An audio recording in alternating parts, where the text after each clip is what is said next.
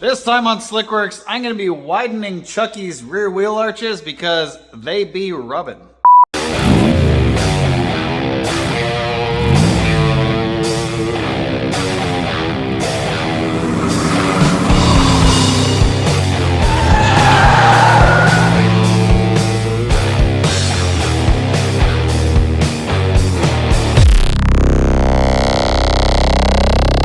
And rubbing they are. I've had it out for a day and it was sounding absolutely horrendous inside the car. Tires, not so bad. Few little chunks taken out here and there from the hardware for the trim ring, but not terrible, not terrible. But every little bump, that's what we were going through. Every little bump. We need to change that. So I've cut this template out. So this is what I'm going to use to get a loose idea of where it is now, where I want it to be. So I'm going to put a little mark on the cardboard, mark on the body, mark on the body, mark on the cardboard. So that's where we're going to line it up next time. So we're going to find a nice smooth, we need to widen it up quite a bit to make sure that the edge is on the other side of this tire. And we're going to roll it in, basically just beat the heck out of it. I don't have a fender roller or a wheel arch roller, whatever you call it. So I'm just going to beat the heck out of it with a big hammer. And then once it's where we know it's not going to rub, then I'm going to do a little bit of body work and clean it up, make it look nice.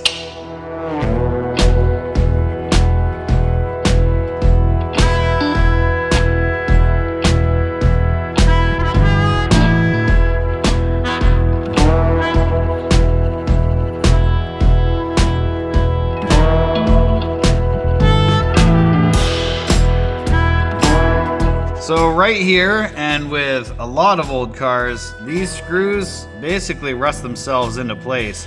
So what I do is I cut a little slot in it, and then I get this little setup on a tiny little mini ratchet, and that fits perfectly into your little slot, and that will save yourself a whole lot of headaches. I will need to use both hands though, because these things are tight.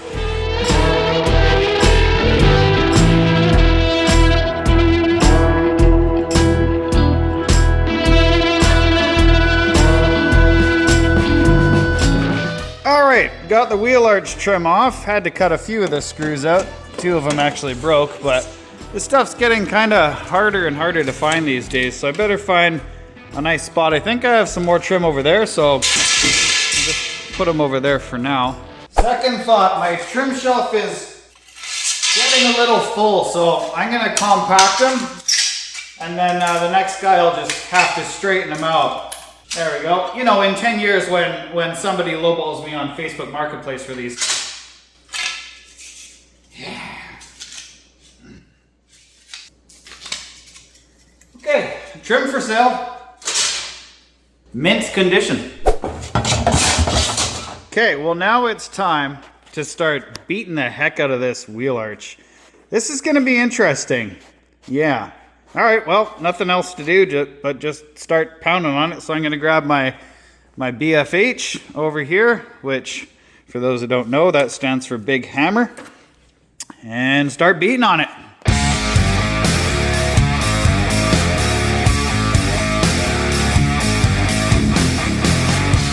Well, based on the evidence on the ground here, you can tell that I've been beating the heck out of this quarter.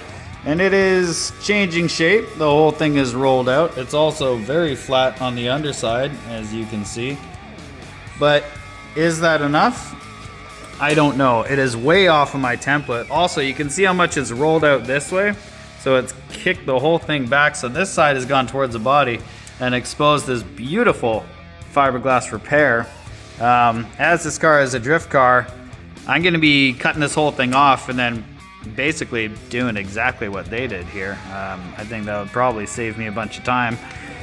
So yeah, I'm gonna do the same on the other side, get it as pounded out as I can, and then put the wheels on and jack up the pumpkin and see if we can snug the tires up into there, and then just see how we're looking.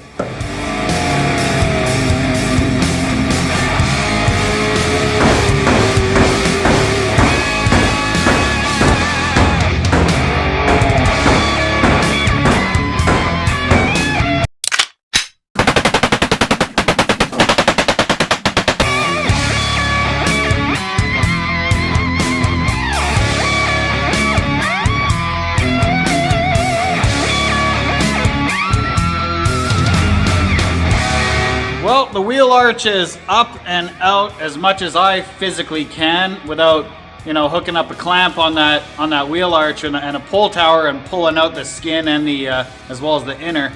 That's pretty tough. That's a tough area.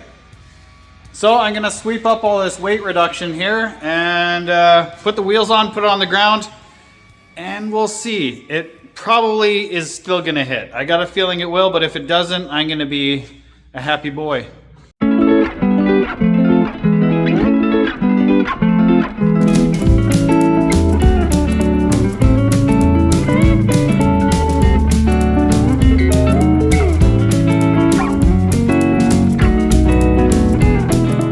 You know what, guys?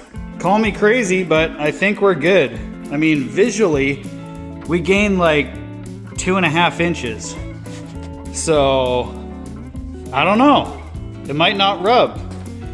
Like before, you had like maybe 3/4 of an inch between the tire and the wheel arch, and that looks pretty good. Yeah, I did a decent job of trying to smoothen it out, but anything that looks, I don't want it to look stop signy, and if it does, I mean, that's what we got filler for, right? The quarters are obviously gonna be caved and paved.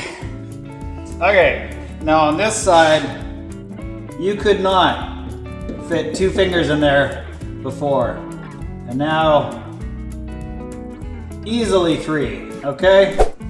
So, the downside, it's not rolled out this way as much as I would have liked, but I mean now, it'll take a 2-finger bump no problem. Maybe even a 3-finger bump. Well, it's 1 in the morning, so I'm gonna go to bed. I'm happy with the progress tonight. Still need a bit of work. Really what I gotta do is take the car for a test drive, and I would right now, but it's pouring rain outside, and my car is a T-top with no door glass, so tomorrow. All right, one thing I want to try real quick before I go to bed is jumping in the middle of the back bumper, because if we're driving along, we hit a big whoop. Obviously, it's going to hit if I bounce up and down on the back bumper, but if we're just driving and hit a really big whoop in the road, is that going to rub? Let's see. Okay, middle of the bumper, unload the springs, and then load them up harder.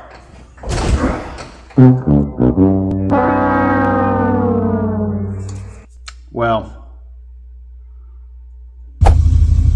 All right, well, it's the next day. I know it's gonna rub, but we're gonna see how badly it rubs. Well, before I couldn't even hit the gas without it rubbing the quarters.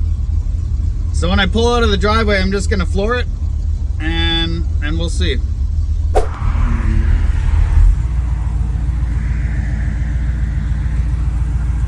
Okay. Any rubs? No rubs. It's off to a good start.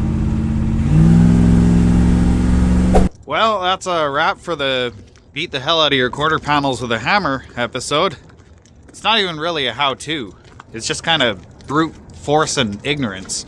And I have put a few miles on the car, and the wheels rub only in extreme situations, but the car is really coming a long way. So stay tuned for that. Thanks for watching. Bye.